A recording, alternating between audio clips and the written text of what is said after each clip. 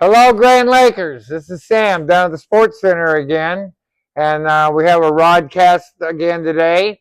And I have a special guest today that a lot of you probably know, but this is Brent Davis, and he worked for GRDA for many, many, many years and retired. And he had a lot to do with the fishing tournaments, and how he kind of constructed everything. And I'm going to kind of turn it over to Brent and let him know how he ran these tournaments and some of the special things he did to make the tournaments even better. Well, first off, Sam, I guess I would have to say thank you to you because you helped me a lot when I first started.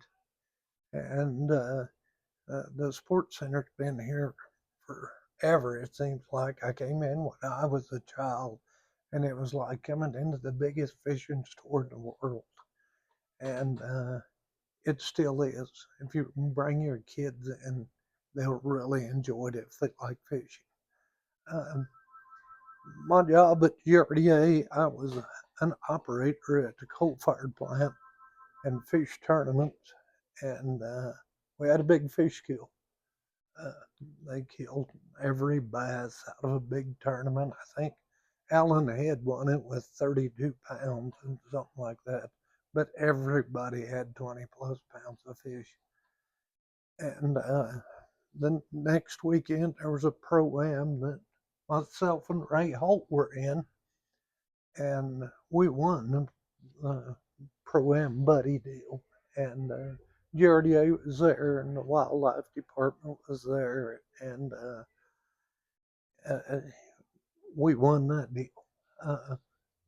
The next Monday morning, 2 days later, Kevin Easley, the CEO at GRDA, called me and said, "Do you want a new job taking care of fishing tournaments?" Really? I said, everybody's calling and complaining. We need to do something to fix these fishing tournaments. Couldn't you do that? I said, "Yes, sir, I can." And he said, "Tomorrow, show up at 7:30 at the head office and you can start." And so that's how it all got started. And I made some rules for Grand Lake to protect the lake and the fish in the lake that weren't too popular with tournament fishermen at the time, but they came to understand what I was doing and why I was doing it, and it worked out. We designed and built two trailers. First, we had a small trailer, and I could haul about 800 pounds of fish in a small trailer, and we moved them to areas all over the lake. You would hear people complaining, "I can't catch fish in Drowning Creek anymore. Can you dump fish there?" Sure, we drive all the way around the Drowning Creek and dump some of the tournament fish there. We'd go all the way between bridges. We'd go up Elk River. We'd go to Horse Creek, Duck Creek, all over the lake where there was a usable ramp, a feasible ramp. We would dump fish. And it was to try to move fish away from where they were holding tournaments. At that time, it was Martin's Landing. That was before Wolf Creek Park. And Gary Nichols, they had a release boat, and it worked real well unless you just had one of those catches where they everybody caught a bunch of fish. And that's more than anybody can handle, because there's times they were weighing in almost 4,000 pounds of fish, and I'd have to go dump and come back. Gary'd have to go dump and come back. And we done the best we could, and we know, everybody knows you're going to lose a certain percentage of fish, and I tried to keep that in the low single digits, 5% or below numbers of fish, and pretty difficult to do. A lot of the tournaments were losing 40 and 50% of the fishes weighed in. Some of them lost them all. So usually it was real hot, wasn't it? Well, around the spawn or when the temperatures got hot. But we made rules to where after June the 15th, you could only weigh 4 fish. And if it got up, water got above 90 degrees, you couldn't hold tournaments. We didn't have tournaments after the last day of June. We had holidays for July the 4th and Labor Day. We'd start back up after Labor Day. There really wasn't any sense in fishing in July, basically, when the water's so hot. I love to fish in July. That's when I catch big fish, big sacks of fish, fishing out deep. And a lot of those fishermen that done that got very upset because we took their late June and July tournaments away from them. I understand, but we were trying to protect the lake. And I mean, if Grand Lake loses all of its bass tournaments, it'd really be hard on the city of Grove, because of one year, you remember this, we had big ice storm. Oh, yeah. And we shut the tournaments down in March because there was docks, pipes sticking up everywhere, and it was a safety deal. We couldn't have boats run out there run into 2-inch pipe. The city of Grove absolutely had a fit because of those earlier tournaments didn't show up. They didn't get the revenue here in town. And it was a bad deal, but it was also an awakening for the people that ran the city of Grove, that if we don't have the bass tournaments in late February and March, that's where they kick off their season to get their revenue, their tax revenue. The motels fill up, your business picks up. Oh, yeah. And it's everything just kind of, I guess I was lucky. Everything just kind of fell in place. At the time, I had a guy I worked for, with two guys that I worked for. Kevin Easley, CEO of GRDA, and Daryl Townsend, Dr. Daryl Townsend. He didn't know a lot about fishing, but he learned and understood what I was doing, and they kind of trusted me and gave me free rein to do what I needed to do to make it work. And we did for several years. We got the Bassmaster Classic here twice. And that was because of Grand Lake's name. They were catching fish again like they used to before the fish kill, when we had the bass virus. It was rough on Grand Lake. We lost all of our big fish, and it takes several years to grow a fish over 4 pounds. And they're catching them now. I mean, I see the weights. I don't pay a lot of attention to it anymore, but it burnt me out. I'd done it for 13 years, and I guess I hated bass more than anybody out there. I wanted to fish every day, 7 or 8 hours a day, and after working all the tournaments, I just didn't need to catch bass like that. So I started crappie fishing. Well, you probably caught a lot of bass in your lifetime. Well, I had some good partners. I tried to make it in a BASS approach rail, and that's a hard life. And when you have a young family, it's hard to spend all that. You spend every bit of your time that you have at work to go fish. You don't have any other time. You spend a lot of money traveling the trail, and I guess I got hungry and quit. I mean, it'll break you. Well, our sales were a lot better when you were fishing, so I'm going to have to say we really missed you as a fisherman. Well, we've got some good fishermen in this area. A lot of good fishermen. There's a bunch of them that fish all these tournaments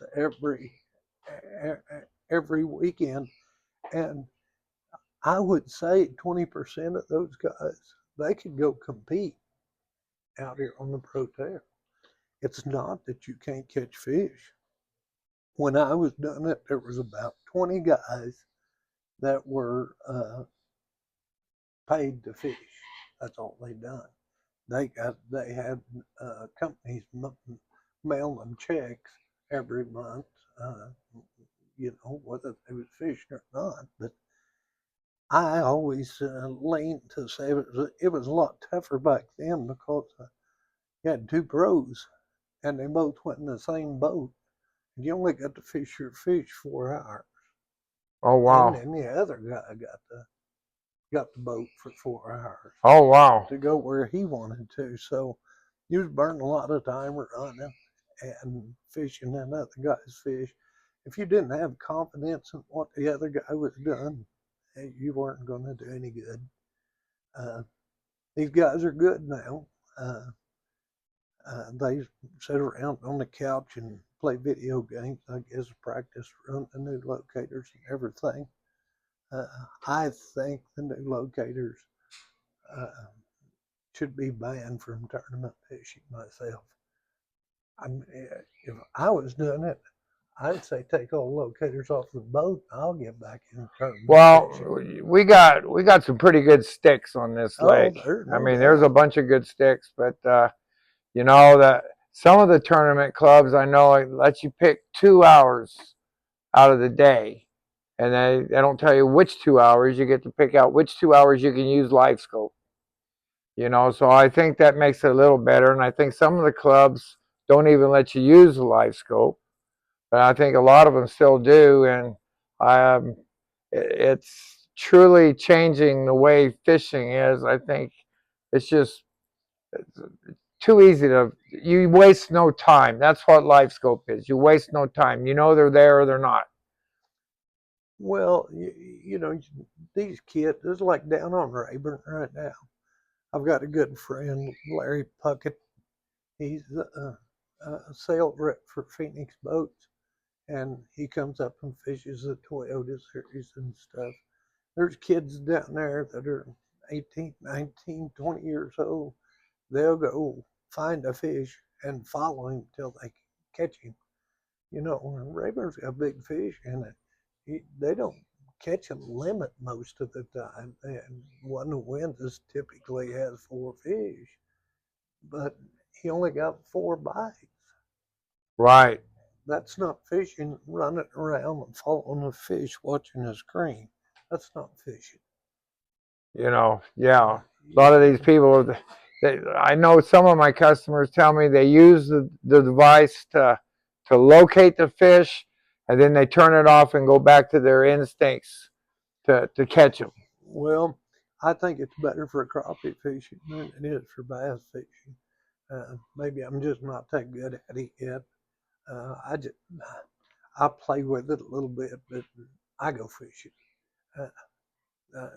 We've got one of the best lakes in the nation right there in our backyard, and people need to enjoy it.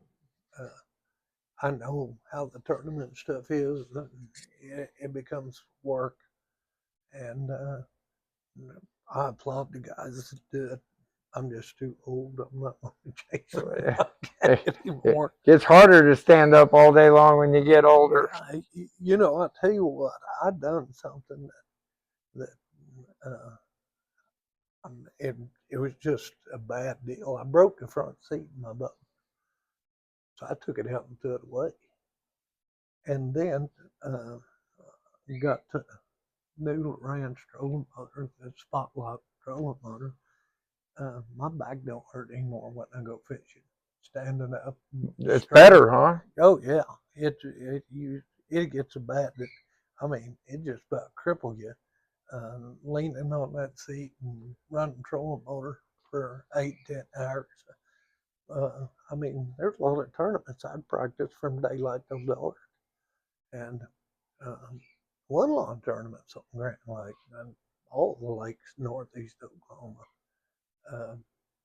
I've got a friend that broke an arm named Dennis Huggins. He grew up here in Grove, And me and him, we made a lot of money off Grand Lake. We can't ever complain about the lake. And sometimes it run on us now, but it treated us well for a lot of years. So I don't know what your biggest fish is. I know I got a replica of what was the biggest fish, which was 10.8, hanging on the wall, and Hank Saunders.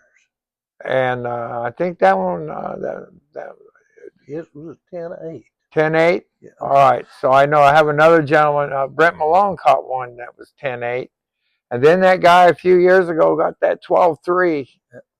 You know, and he told everybody where he caught it, but that's not where he caught it. You know, and then what? Last 4th of July on Uchi, 12.4. Yeah. The biggest one I've caught on Grand Lake was 10.4. And it was early in the spring. I was flipping a jig at a tournament coming out, and I caught two. Exactly the same size, not 10 yards from me. What are the odds of that? And there was a guy from Broken Arrow. Did you win that one? No, I was just practicing. Oh, practicing. And of course, you always get your big ones when you're practicing. Yeah. You don't catch them in tournament. But I didn't have a scale on the boat, and I run Fat Jack down. I can't even think of what his last name is. And said, you got a scale.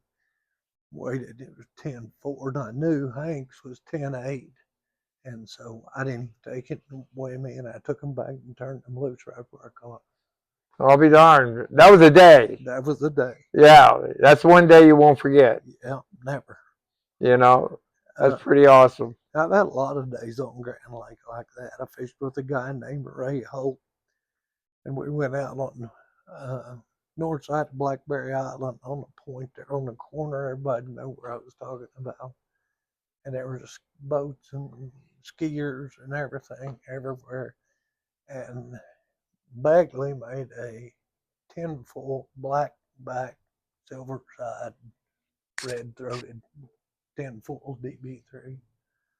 I wore the 10-foot off of two of those baits on that point. Wow. I mean, they just completely demolished the bait. And they were all about 5 pounds. And you just catch them every cast. And there was the skiers and boats running all over. Sometimes that boat traffic starts to shut up the fish. You know, everybody says you got to be quiet to catch fish. Let me tell you why. I know there's a lot of times when it got noisy or you started your engine up, they'd start biting. Yeah. And, yeah, I try to be quiet. Probably more so for, and this is one thing a lot of people don't know. Blue catfish, that live scope, they'll be the first fish to leave. Really? They'll scatter. Anything will make them just go. Wow. So crappie, they'll just sit there. Bass, they can be a little bit ouchy, but I think they're more curious. Right. So I wonder how many of these bass, when you hit that trolling motor, that noise. When you, with the live scope, you'll pay attention, you can see fish leaving when you hit the trolling motor. And they may not all be bass. It's hard to tell because a fish can move pretty fast. Right. And you're just seeing them move. And this is what I'm afraid of. Grand Lake has always been known as the crappie capital of the world. I mean, there was people years ago used to come and fish Bernie's Bridge, rod hanging on everywhere up and down through there. And when they decided to put the new bridge in, the original plan was to leave the old bridge except for the middle section so people could go out there and fish off of it. Now, I don't know where it got changed. That was about the time I retired. But me and Rick Littlefield lobbied to have it where it could be a fishing pier. They should have left it. So people could go out there and fish. And now we got a deal that's long about long as from here to door. Think of the money they would have saved by leaving it. Yeah.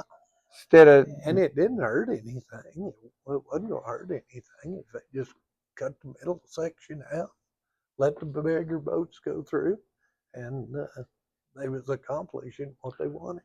well, when I was out working all the time, I don't know how many times I've been across that Bernice Bridge. I used to call it Butt Bridge. Because I swear, yeah, they'd be leaning on that rail and their butt be sticking out on the road, and you'd almost want to hit them when you go by there. You know, it's crazy. And there's a bunch of them. How many fishing rods got run over? I don't know, a lot, you know. Yeah. I fished on it when I was a kid. We used to go down there and hang a lantern over and fish at night, catch crappie and sand bass. Well, when they put that little railing system down on over there by the state park, well, that thing was fished hard. Yeah, and there's still a lot of people fish that. I see them when I'm out. I put a bunch of our spider blocks out there underneath it when they first put it in. They were actually in buckets and bigger pipe. But there's a lot of current right there on that corner, and I don't think they're still there. I've went and tried to find them and can't see anything, so they rolled on because they were in buckets, not a concrete block. So they're out there somewhere. You can find them. They probably got fish on them. So I remember one time they were I was talking to a guide, and he was at the parking lot over by Brahms, and it was after work, and I went over there, and he had his clients with him, and I walked over there, and I was talking to him, and I said, well, how was fishing? And he goes, man, we flat tore him up. I mean, it was just phenomenal. And then all of a sudden, this guy flew over in an airplane and started throwing bobbers at us. And it just screwed everything all up that day. It was a mess. And he goes, thank goodness we'd already caught enough. But he goes, yeah. So that was why I got in trouble from the bobber drop for us. So well, me and my wife used to go chase the bobbers and try to win something, I guess. One time we were in my bass boat and we were out in Horse Creek, and you had flew over and dropped them, and she had my dip net that I used in tournaments, and she was on the front deck, and she leaned over and she said, I'm going in. And in she went. Wasn't nothing I could do. I was sitting behind the steering wheel. Finally got her back in the boat, but the dip net was gone. Oh no! So I had to go get a new dip net. We were talking about that the other day. We had so much fun going and chasing the bobber drop, and there was a lot of people that came out, and that's one of the big things that GRDA can do with the tournament stuff. You can do with the bobber drop. Is bring people to this area. They come here and they spend money in Grove. I live at Fairland. They stop there and spend money. I mean, it's everybody coming to this area to do stuff. It helps all the communities. And I don't think that GRDA necessarily looks at it that way anymore. So I think they realize it's more than a power lake now. It is a yeah, but what I used to do to get to tournaments here and stuff, it's not being done now. They don't. You got to have 150 boats or more to get to trailers to come out, and if you want to take care of the lake, there's a club called Old Timers Club, and they come up here and fish 4 or 5 times a year. They've got about 25 boats. But I took that trailer to their tournament and moved their fish, and they appreciate it because you basically handle their fish for them. Well, anybody's in a tournament, they want those fish to be okay. Yeah. They want that fish to grow so they can catch it again. That's one of the things I wanted to do, And being a tournament fisherman, you understand a little bit about what needs to be done. I wanted to shut Wolf Creek off to tournament fishing. You could practice it there, or the guides could come in there, or the general public could go in there and fish. But when you were in a tournament, it didn't make any difference if it was out of Wolf Creek or wherever it was illegal to go fishing in Wolf Creek to protect some of those fish, because a lot of those fish are trying to heal up. Some of them, they take off and they're gone in a day. Some of them are there for a week. Some of them make their home. Some of them are there for a month. It takes them, just like us, it takes different times to heal from being caught and hauled around in a boat, because Grand Lake can get rough, and that boat ride is probably the worst thing on fish that there is.